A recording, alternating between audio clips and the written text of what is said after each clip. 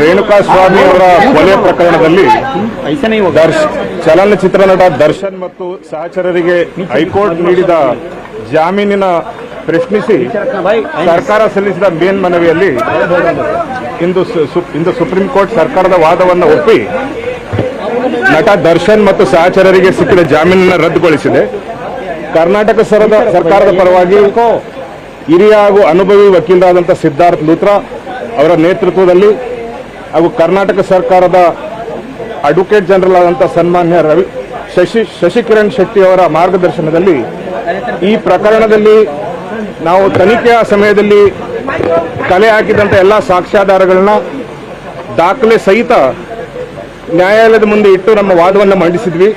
ನಮ್ಮ ವಾದವನ್ನು ಒಪ್ಪಿ ಇವತ್ತು ಸುಪ್ರೀಂ ಕೋರ್ಟ್ ದರ್ಶನ್ ಮತ್ತು ಸಹಚರರಿಗೆ ನೀಡಿದ ಜಾಮೀನನ್ನು ರದ್ದುಗೊಳಿಸಿದೆ. ಇದೊಂದು ಮಹತ್ವವಾದ ನಿರ್ಣಯ. ಕೊಲೆ ಅಂತ ಘೋರ ಅಪರಾಧ ಎಸಗಿದಂಥ ಅಪರಾಧಿಗಳ ಜಾಮೀನು ಅರ್ಜಿ ಪರಿಶೀಲಿಸುವ ಸಮಯದಲ್ಲಿ ನ್ಯಾಯಾಲಯ ಯಾವ ಅಂಶಗಳನ್ನ ಗಮನಿಸಬೇಕು ಹಾಗೂ ಯಾವ ಕಾನೂನು ತತ್ವಗಳನ್ನು ಪಾಲಿಸಬೇಕು ಅನ್ನೋ ವಿಚಾರವನ್ನ ಈ ತೀರ್ಪಿನಲ್ಲಿ ಪುನರುಚ್ಚಾರ ಮಾಡಿದ್ದಾರೆ. ಹಾಗೂ ಈ ಪ್ರಕರಣದಲ್ಲಿ ಹೈಕೋರ್ಟ್ ಅಪರಾಧಿಗಳ ಜಾಮೀನು ಅರ್ಜಿನ ವಿಚಾರ ಮಾಡುವ ಸಮಯದಲ್ಲಿ ಹಾಗೂ ಪರಿಶೀಲನೆ ಮಾಡಿ ತೀರ್ಪು ನೀಡುವ ಸಮಯದಲ್ಲಿ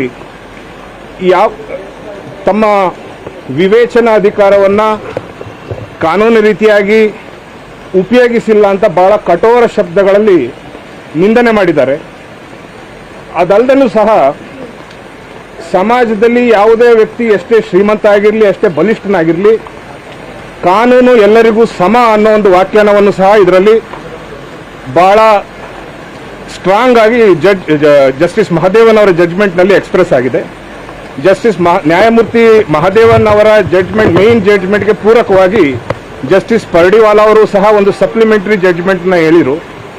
ಅದರಲ್ಲಿ ಮುಖ್ಯವಾದ ವಿಚಾರ ಏನಂತಂದ್ರೆ ಕಾನೂನು ಎಲ್ಲರಿಗೂ ಸಮ. ಯಾರು ಶ್ರೀಮಂತರಾಗಿರಲಿ ಬಡವರಾಗಿರಲಿ ಎಲ್ಲರೂ ಕಾನೂನು ಒಂದೇ ರೀತಿಯಲ್ಲಿ ಕಾನೂನವ್ರನ್ನ ಕಾಣ್ತದೆ.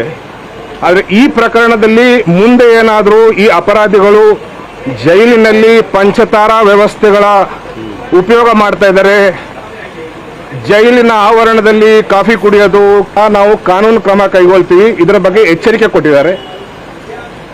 ಇದು ಸರ್, ಇದ್ರ ಜೊತೆಗೆ ಒಂದು ಹೇಳಿದ್ರು ಯಾವತ್ತಿನಿಂದ ಅವ್ರು ಹೋಗ್ಬೇಕು ಅನ್ನೋ ಈ ತೀರ್ಪಿನ ಪ್ರಕಾರ ತಕ್ಷಣದಿಂದ ಈ 7 ಜನ ಅಪರಾಧಿಗಳ ಜಾಮೀನಿನ ವಿರುದ್ಧ ನಾವೇನು ಸುಪ್ರೀಂ ಕೋರ್ಟ್ಗೆ ಬಂದಿದ್ದೀವಿ ಅವ್ರನ್ನ ಬಂಧನಕ್ಕೆ ಒಳಪಡಿಸಬೇಕು ಅಂತ ಆದೇಶ ಮಾಡಿದ್ದಾರೆ. ಸರ್, ಈಗ ಆರೋಪಿಗಳ ಮುಂದೆ ಒಂದು ಆಪ್ಷನ್ ಇದೆಯಾ? ಈಗ ಇಮಿಡಿಯೇಟ್ ಎಫೆಕ್ಟ್ ನೀವು ಅರೆಸ್ಟ್ ಆಗಬೇಕು. ಇವತ್ತಿನ ದಿನದ ಜಡ್ಜ್ಮೆಂಟ್ ತೀರ್ಪಿನ ಪ್ರಕಾರ ಆ ರೀತಿ ಯಾವ ಅವಕಾಶನೂ ಕೊಟ್ಟಿಲ್ಲ. ನಮ್ಮ ಅಧಿಕಾರಿಗಳಿಗೆ ಆದೇಶ ಕೊಟ್ಟಿದ್ದಾರೆ, ತತ್ಕ್ಷಣದಿಂದ ಇವ್ರನ್ನ ವಶಕ್ಕೆ ತನಾಗಿತ್ತು. ನಾವು ಇವರು ಜೈಲಿನಲ್ಲಿದ್ದಾಗ ಇವರ ನಡವಳಿಕೆ ಹೆಂಗಿತ್ತು ಹಾಗೂ ಜೈಲಿನಿಂದ ಬಂದ ಮೇಲೆ ಹೆಂಗೆ ಇವ್ರ ನಡವಳಿಕೆ ಏನಿತ್ತು ಅಂತ ನಾವು ಸರ್ಕಾರದ ಪರವಾಗಿ ದಾಖಲೆಗಳನ್ನ ಕೋರ್ಟಿಗೆ ಸಲ್ಲಿಸಿದ್ವಿ. ಅದರಲ್ಲಿ ಜೈಲಿನಲ್ಲಿ ಇವರ ಮೇಲೆ 2 ಕೇಸ್ ರಿಜಿಸ್ಟರ್ ಆಗಿತ್ತು. ಈ ಮುಖ್ಯ ಆರೋಪಿ ಏನಿದ್ದಾರೆ ಅವರ ವಿರುದ್ಧ ಜೈಲಿನಲ್ಲಿ ಹಲವು ಕೈದಿಗಳ ಜೊತೆ ಇವರು ಚಹಾ ಕುಡಿಯೋದು, ಸಿಗರೇಟ್ ಸೇದೋದು, ಫೋನ್ನಲ್ಲಿ ಮಾತಾಡೋದು, ಇದ್ರ ಬಗ್ಗೆ ಎಲ್ಲ ತನಿಖೆ ಆಗಿದೆ. ಅಧಿಕಾರಿಗಳ ಮೇಲೂ ಸಹ ನಾವು ಕ್ರಮ ಕೈಗೊಂಡಿದ್ದೀವಿ. ಮತ್ತು ಇವರು ಜೈಲಿನಿಂದ ಹೊರಗೆ ಬಂದ ಮೇಲೂ ಸಹ ಇವ್ರ ನಡವಳಿಕೆ ಏನಿತ್ತು ಅಂತ ಅದು ಸಂಪೂರ್ಣವಾಗಿ ನಾವು ನ್ಯಾಯಾಲಯಕ್ಕೆ ಮನದಟ್ಟು ಮಾಡಿಕೊಟ್ಟಿದ್ವಿ. ಆ ಹಿನ್ನೆಲೆಯಲ್ಲಿ ಇವತ್ತು ಸುಪ್ರೀಂ ಕೋರ್ಟ್ ತೀರ್ಪಿನಲ್ಲಿ ಸರ್ಕಾರಕ್ಕೆ ಮತ್ತು ಜೈಲು ಅಧಿಕಾರಿಗಳಿಗೆ ಒಂದು ಎಚ್ಚರಿಕೆಯನ್ನು ಕೊಟ್ಟಿದ್ದಾರೆ. ಆದ್ರೆ ಅದನ್ನು ತಿಳಿಸೋದಕ್ಕೆ ನಿಮಗೂ ಕೂಡ ಅಂದ್ರೆ ಹೌದು, ನಮ್ಮ ಏನು ವಕೀಲರ ತಂಡ ಇತ್ತು, ನಮ್ಮ ಸಿದ್ಧಾರ್ಥ್ ಲೂಥ್ರಾ ಅವರ ನೇತೃತ್ವದಲ್ಲಿ ಮತ್ತು ನಮ್ಮ ಸನ್ಮಾನ್ಯ ಅಡ್ವೊಕೇಟ್ ಜನರಲ್ ಆದಂತಹ ಶಶಿಕಿರಣ್ ಶೆಟ್ಟಿ ಅವರ ನೇತೃತ್ವದಲ್ಲಿ ನಮಗೆ ಈ ವಿಚಾರದ ಬಗ್ಗೆ ಅಧಿಕಾರಿಗಳಿಗೆ ತಿಳಿಸಿ ಮುನ್ನೆಚ್ಚರಿಕೆ ಕೊಡಿ ಅಂತ ಹೇಳಿದ್ದಾರೆ. ಮತ್ತೆ ಈ ಪ್ರಕರಣದ ಇನ್ನೊಂದು ವಾದ ವಿವಾದಗಳನ್ನ ಕೇಳಿ ತೀರ್ಪನ್ನ ಕಾಯ್ದಿರಿಸುವ ಸಮಯದಲ್ಲಿ ನ್ಯಾಯಾಧೀಶರು ಒಂದು ವ್ಯಾಖ್ಯಾನ ಮಾಡಿದ್ರು. ಅದೇನಂದ್ರೆ ಹೈಕೋರ್ಟ್ ಮಾಡಿದಂತ ತಪ್ಪನ್ನ ನಾವು ಮಾಡೋದಿಲ್ಲ ಅಂತ. ಅದಕ್ಕನುಸಾರವಾಗಿ ಇಂದು ಬಹಳ ವಿಸ್ತಾರವಾಗಿ ಈ ಪ್ರಕರಣದ ಬಗ್ಗೆ ಸರ್ಕಾರ ಸಲ್ಲಿಸಿದಂತ ದಾಖಲೆಗಳನ್ನೆಲ್ಲ ವಿಮರ್ಶೆ ಮಾಡಿ ಅಧ್ಯಯನ ಮಾಡಿ ಬಹಳ ಮಹತ್ವವಾದ ತೀರ್ಪನ್ನು ನೀಡಿದ್ದಾರೆ. ಇದು ಈ ಪ್ರಕರಣಕ್ಕೊಂದಕ್ಕೆ ಅಲ್ಲ, ಘೋರವಾದ ಕೃತ್ಯಗಳಲ್ಲಿ ಯಾರು ಭಾಗಿಯಾಗಿರ್ತಾರೆ ಅವ್ರ ಜಾಮೀನು ಅರ್ಜಿ ಪರಿಶೀಲಿಸುವ ಸಮಯದಲ್ಲಿ ನ್ಯಾಯಾಲಯ ಯಾವ ಅಂಶಗಳನ್ನ, ಯಾವ ಕಾನೂನಿನ ತತ್ವಗಳನ್ನ ಗಮನದಲ್ಲಿಟ್ಬೇಕು ಅನ್ನೋದು, ಅದ್ರ ಬಗ್ಗೆ ಇದು ಬಹಳ ಅದು ಮಹತ್ವವಾದ ನಿರ್ಣಯ. ಈ ಮಾತನ್ನ ಈ ದ್ವಿಸದಸ್ಯ ಪೀಠದ ಹಿರಿಯ ನ್ಯಾಯಾಧೀಶರಾದ ಜಸ್ಟಿಸ್ ಪರ್ಡಿವಾಲ್ ಅವರು ಸಹ ಇದೊಂದು ರಿಮಾರ್ಕೆಬಲ್ ಜಜ್ಮೆಂಟ್ ಅಂತ ವ್ಯಾಖ್ಯಾನ ಮಾಡಿದ್ದಾರೆ.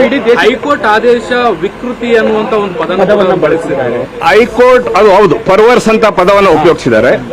ಹೈಕೋರ್ಟ್ನ ತಾವು ತೀರ್ಪನ್ನು ನೋಡಿದ್ರೆ ಈ ಇಡೀ ಪ್ರಕರಣ ಒಂದು ಕ್ಷುಲ್ಲಕ ಪ್ರಕರಣ ರೀತಿಯಲ್ಲಿ ಅದನ್ನು ಪರಿಗಣಿಸಿದ್ದಾರೆ. ಅಂದ್ರೆ they have treated it like a trivial matter.